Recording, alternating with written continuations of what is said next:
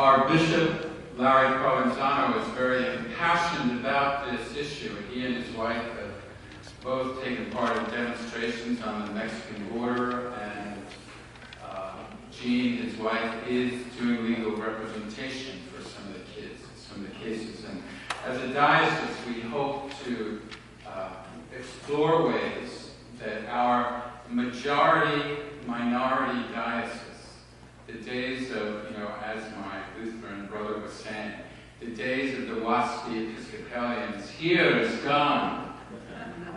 We are a majority-minority diocese. Most of our people, and probably the majority of our clergy, are either Caribbean, Asian, or Latino. So very, very different. And even though I might not look it, I remember being at my mother's own naturalization ceremony as a kid. So we're all immigrants. I'm probably not a good representative for our bishop. He'll probably regret that I can't. Because, as he often does, one of our charisms as Anglicans is to see both sides and to try to include and understand many sides. And even though one of our 5 marks of the church is to change the unjust structures of society, we still try to understand each other's motives. I have to confess, I'm not as willing in this cause to do that. I met a young man recently who's 15, went into our foster care system when he was 3, and has been in 25 placements, often for no good reason, getting bounced. Once because he left the sneakers in the dryer. That's how we deal with our displaced kids. And there are hundreds of thousands of those kids in our foster care system. And so it's hard for me to see why we even need this meeting.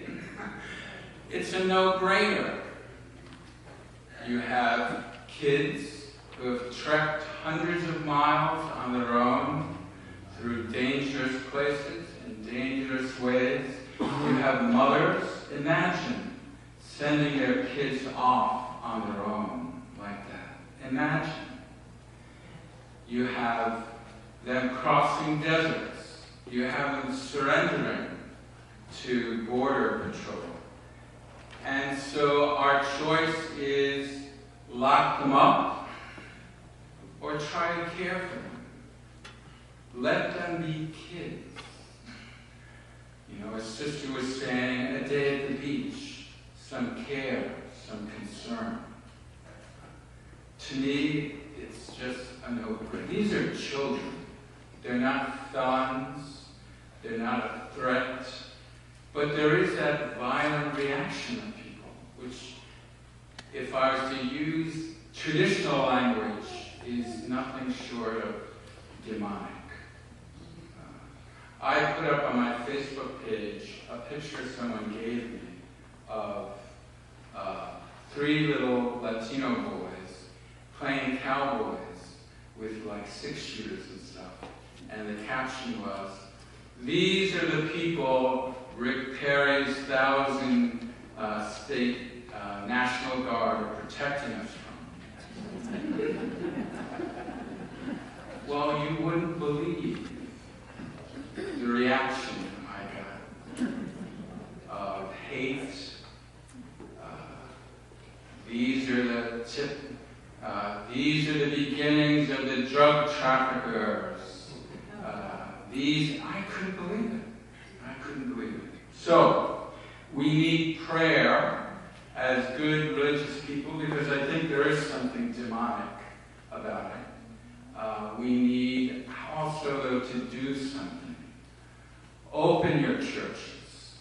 Encourage your members who are lawyers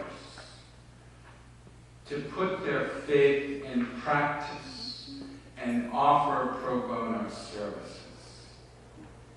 Have your people not just as these shelters come and open and we receive these children, have your people be willing to feed them, to give them things like outings that allow them to be children in the midst of all this, but to open their hearts to hospitality in its deepest sense, which is really at the heart